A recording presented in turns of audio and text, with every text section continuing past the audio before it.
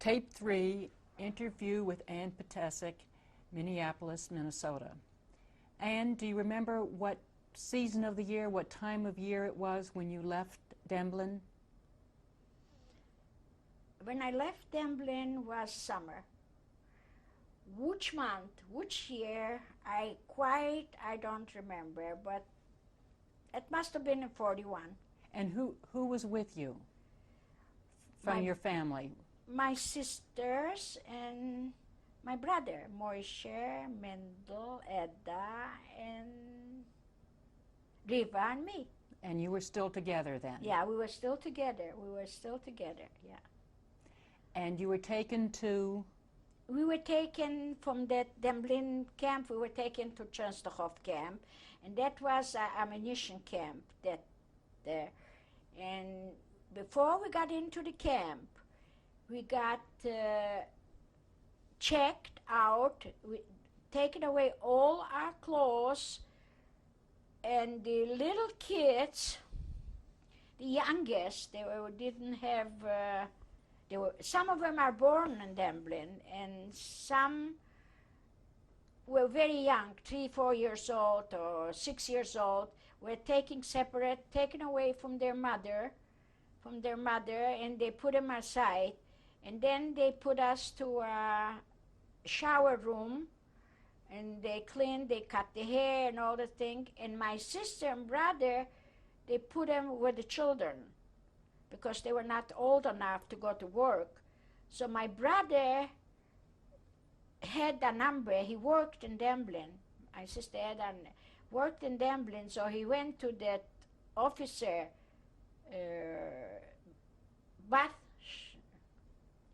don't remember, a Nazi, a Hitler. He said, "See, sir, I can work. I worked. I can work here too. I am good enough to work." So he pushed him into the man. My sister Riva was a little girl, and there was a baby born in Demblin, and she was holding that baby with a sack, a bread she had in that sack. We always wanted to have bread to eat. So she had a bread, so she threw away the bread and was holding the baby. And we told her, we were standing still in the line to go into that shower room. And my sister and I told her, "Riva, put away the baby and the clothes. Put away the baby and the clothes." She was not, because she loves children. She loves children since she was a little girl. She loved children. And I said, "Put away that baby, otherwise you're going to go with them. Put away." She said, "No, no, no." She couldn't hear what we were doing with our hand. Finally, she listened to us. And there was a Jewish policeman in the camp. There were Jewish policemen watching us, and he pushed her into the woman. We were gone already, but there was still a woman behind us going in, and he pushed her into the woman. All of a sudden, we saw her in the barrack, and I said, "Riva, how did you get in?" She said, I don't know. Somebody pushed me. How did you get in?" So finally, she got in, and we were very happy, but we were unhappy what will happen to the little children with the clothes. We didn't get back the clothes. They took it away, everything from us. And with the children, there was a mother, she lost 3 children that time. 3 children. And the mother who got the baby in Demblin lost that baby. It was an infant, maybe 3, 4 months old. And other mothers lost their baby. So anyway, she came in and we were very happy. So my brother was with the men in the barracks, and we all 4 were in one barrack. We had one bed, those bunk bed, but made out of wood and things like that. And we went to work. Did you have a number in this camp? We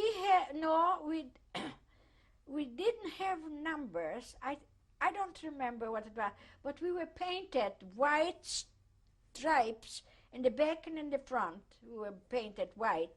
Whatever we had the clothes, they could recognize us. I don't remember. In Demblin, we had a number on hanging on a safety pin. I remember the number 15, but there were not more numbers, but I don't remember. It's too long to remember. And in Częstochow, we had only painted white stripes on our clothes.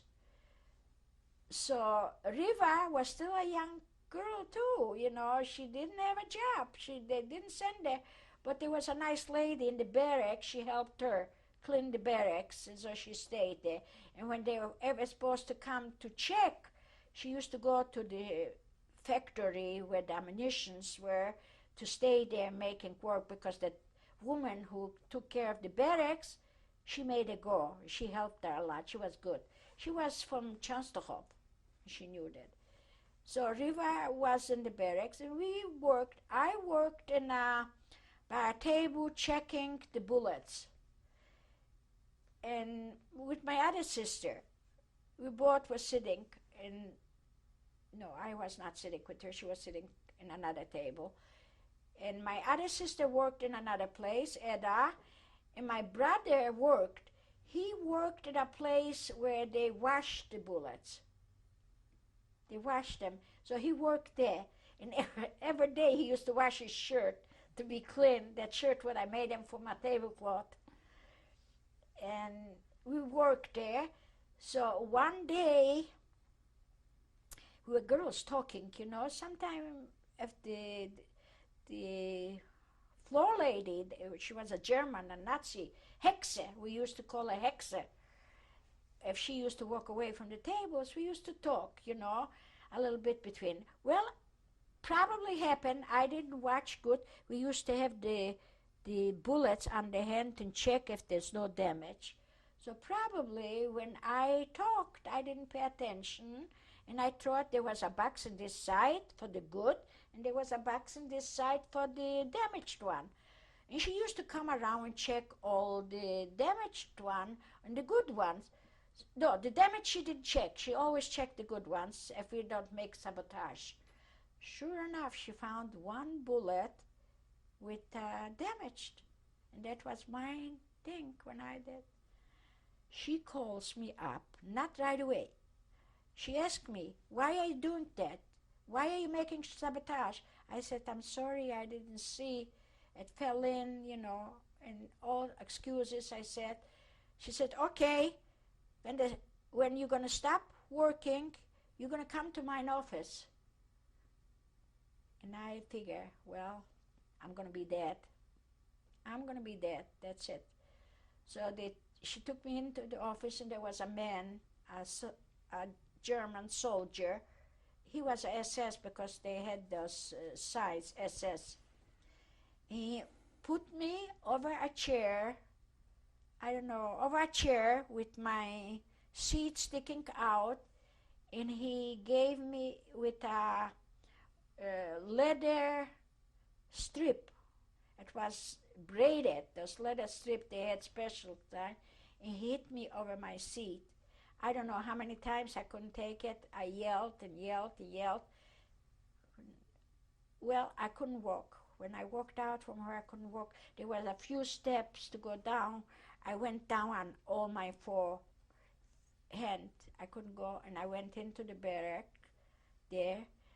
I think my sister was outside waiting for me because she thought they were taking me to kill to a river. There was a river there, and they used to take people there to the river and kill them by the river. The name was Varta, the river. And they were waiting outside for me because it was after work already, so we could do whatever we want. But she saw me coming out, and she was happy to see me, and she took me into the barrack, and I lay down on that bunk bed until the next day. The next day I had to go to work. I couldn't sit. I had a hard time. It took me maybe 2 weeks till I could sit. And there was another girl who got it like that too. Another girl also. She had the same thing what I did. But I was the first one. And then she was the second one. And finally I could sit. And we worked there. We didn't have food. But there were other men. A friend of mine, which I knew him good, he used to work outside from the camp, unloading clothing, beets, potatoes, different kind for the kitchen to do it. So he used to bring home potatoes, And we still had that pot from Dublin, but there were no stove where to cook. And my sister Riva, we used to peel the potatoes, and there were some pipe steam coming out from those pipes, steam. I don't know where that steam was coming from. So we were holding, my sister Riva and I, a friend gave me some potatoes, and we were holding that pot, what we had, holding by that steam, and it cooked. It cooked the potatoes with that steam. In the barrack or in the factory? Outside on the yard, not in the barrack. Outside the barracks. We could walk. That was a place we could walk. After work, we could go to the washroom to wash ourselves. There were no warm water, but Sunday we could clean ourselves, wash our clothes, what we had. It was a day off, Sunday, but Saturday we worked. And that was the steam coming out from somewhere. I don't even know. There was a pipe with steam coming out. So I saw some people doing, so we did too. So there were lines standing, waiting, whoever's going to do. And it cooked. It cooked the potatoes and beets, whatever we had, it cooked. And it was a big pot, a big vanashka. Did the German guards allow you to do that? Yeah. In the yard, we could do anything we wanted, you know, because they didn't check us in the barrack, because they knew we're not going to run away, we're not going to do anything, because we didn't have anything. But they weren't feeding you at all? Oh, yeah, we used to get bread. From a round bread, they used to make 8 pieces. And my brother get a little piece. You know, it depends how they cut. They used to fight, yours a bigger, mine's a smaller, and thing. But my brother was with the man. He used to get a piece of bread from somebody. They shared. So my sister, we were 4.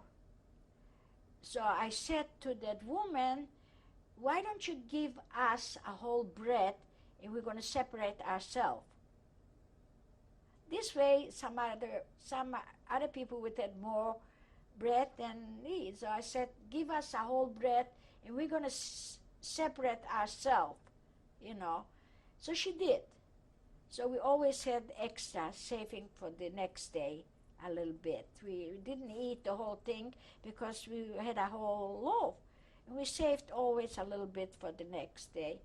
One day, my brother comes over, and he said they stole his bread. He was also saving a little piece of bread for the next day because he thought he's going to be hungry. He'll have a little piece of bread. So where was he hiding it? Under his pillow, whatever he had on his head to lay his head. So they stole his piece of bread. So he came to us and told us the story. And I said, okay, Mark, you're going to get a piece of bread from us, because we always said we were 4 people. And we had soup and coffee, black coffee, which I used to wash my feet with that warm coffee because there were no warm water. And I wanted to wash my feet. So I used to take coffee we could get, but it was not real coffee. It was made out of corn. Ersatz coffee, they called it. Ersatz, from corn. It looked like coffee. And we were not coffee drinkers. We didn't know what we drank because it was warm. Soup, they cooked with some kind not oatmeal. It should be thick, but I couldn't eat it. Potatoes and sauerkraut, and there was worms in it. I couldn't eat it. Sometimes we had meat, horse meat, and I couldn't eat that horse meat either. So I used to give it away to other people. And then all of a sudden I said, why can't I eat it? I was craving for a piece of meat. And then I said to myself, why can't I have a piece of meat? Everybody's eating. Nothing happened to them. Maybe I can eat too. So I started to eat that meat because I was craving for a piece of meat. I used to pick all piece of meat, give it away to somebody else.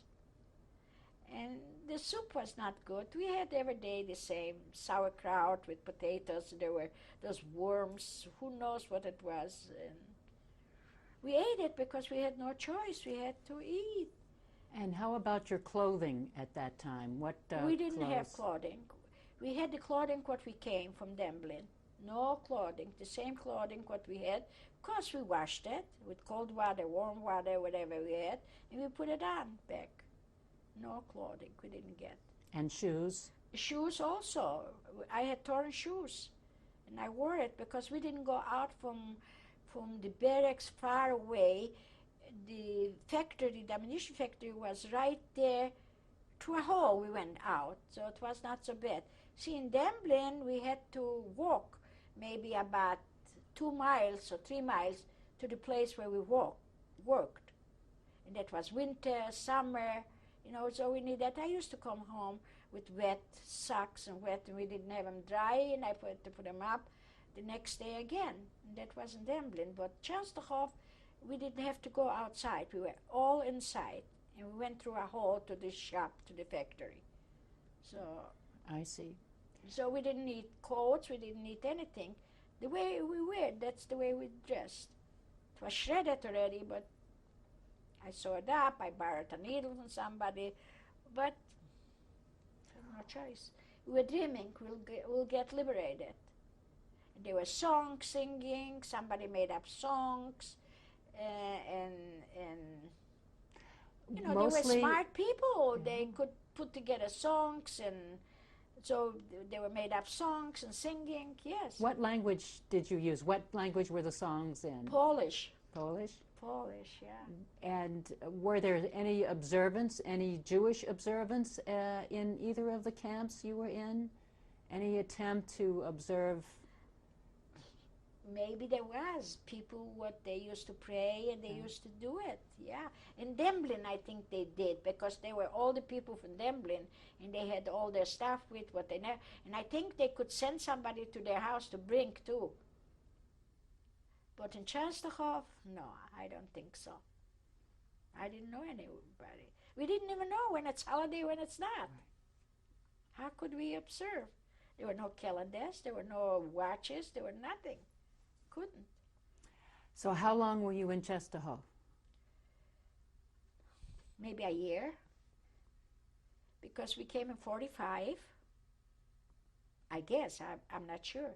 In 45, we got liberated. January 17, we got liberated.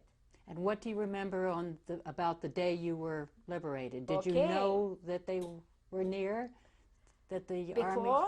Near? No. We didn't know. But in 1945, January 17, there were Germans coming into the barracks and tell us to get out to count us. So we had to do what they wanted to give us. That was winter, cold. I didn't have a coat. I didn't have nothing. I just had a little blouse with a skirt with not even socks, just shoes. And we were standing there outside by the barracks. All the people had to go out. Some of them they took away already to the gas chamber, but they were still left. Little by little they wanted to take us out. And we saw the train with the cars standing there, because they were unloading the bullets, shipping, so that we could see from outside. But we didn't know we were going to go. So finally, they called names. I think they called names, or I don't know how they knew. I think they called names, because there was a situation. Riva was a little girl. She didn't work. And if they took us away, we thought we were going to go to work. We didn't know that they were going to go to the chamber, they're going to kill us there. They said to work, so we figured work. So I said to my sister Riva, Riva, if they're going to call your name, don't go. I'm going to go on your place. Because she's too little, they would kill her right away. That's what they did when we came into Częstochow. And I said, don't go. So they called my sister Riva's name. So I went and I said, you stay. And then they called my sister Eda's name.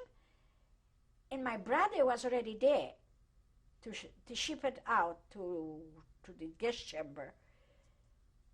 And my sister Mindel and Riva, which she was at my place, were in the barrack left. So we came into that big warehouse. There was a big warehouse because they were from all the barracks. They put the people there, and the cars, the train was waiting for us to go.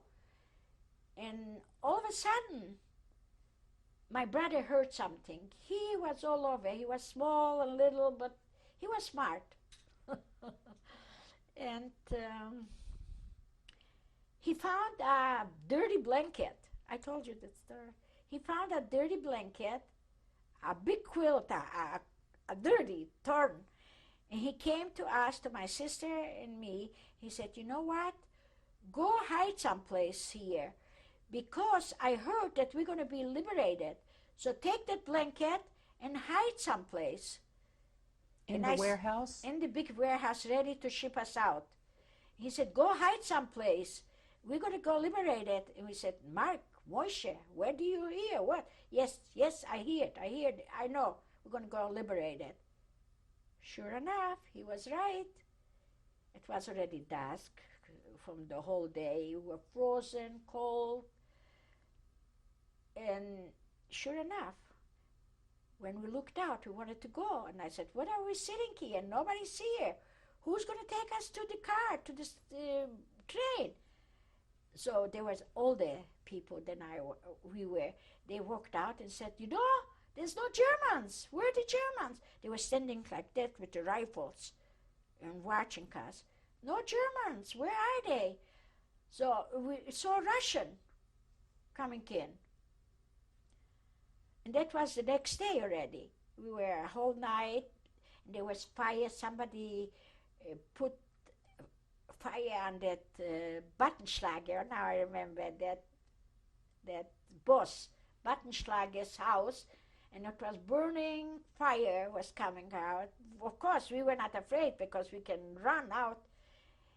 And then people were grabbing things from the magazines with the warehouse out with food.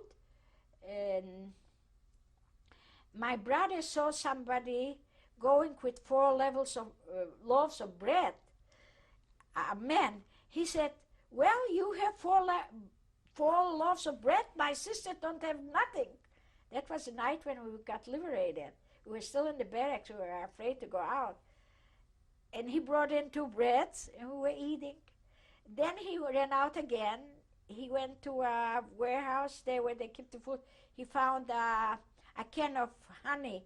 It was a big can of honey. We could hardly carry it.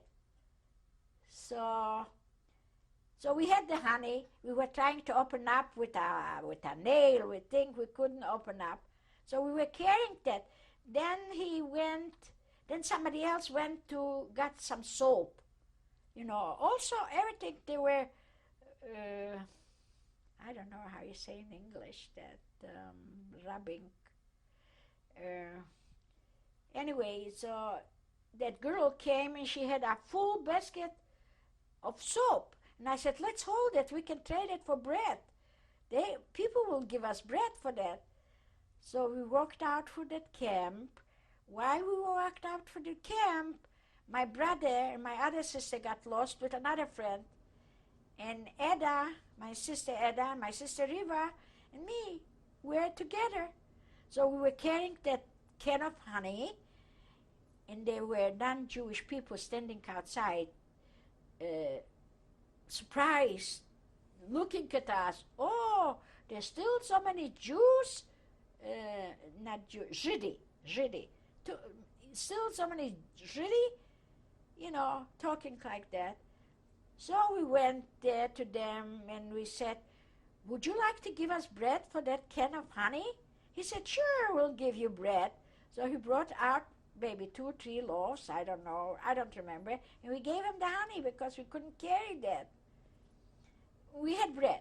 We didn't have a knife or nothing. And then we walked. We decided we're going to go to Dublin. Again, that's where my parents were. We walked. On the way, the Germans, I think it was the Germans, still the Germans, throwing bombs. and we walked on an empty field. There were like bunkers for the Germans there in the field. It was winter, snow, white snow, and we were walking. We didn't know where we walked, north, east. We didn't know. We just walked. And the Germans were still bombing there. So they threw down a bomb, and I got injured from a shrapnel. And that girl who I carried the soap with her, she got injured in her leg, in the thigh. And there was a young man was injured in his seat, torn, and there was a girl who got killed because she was injured in the stomach, and everything came out from her stomach. But she managed to go to a house. There was a little house, a farmer's house, and she managed to walk there, but she died there in that house. And that woman was afraid to keep her in the house because they probably thought she killed her. She was afraid for the Russian already. Did you go to the same house? Yes, and I walked also because, I felt something is warm on my neck, and I touched it and I saw blood. So I walked into that house, and there were Russian already there. And the Russian gave my sister a big scissor to cut away the hair from my head. He said, it's going to heal. Just cut away the hair from the head. It's going to heal. I don't know if I had it or they had it or that woman had it, a piece of sheet, and he wrapped around my head, and he said, it's going to heal. It's going to heal. And sure enough, it healed. So where was the wound? In my head, right here, in my head. How long did you stay in that house? No, not long. She wouldn't let us stay. We just walked on the way to Demblin. No, we couldn't stay there because she was afraid from the Russian. The Russians were all over there at that time. But the Germans were there too, but they were hiding. We couldn't see them anymore because if they would see, they would kill them. On the way going from Częstochow, we came into a little city. We saw a whole bunch of soldiers killed with their eyes open. Germans, they killed them. But we were happy about to see. There were also Russian killed there too, in that place. Do you know where that was? Radom. That was a city, Radom, little. And we walked, and then we saw those two young men. It was already in a forest. We were there in a forest, going from one house to the other, looking where to sleep over the night, because we were afraid that we were Jews.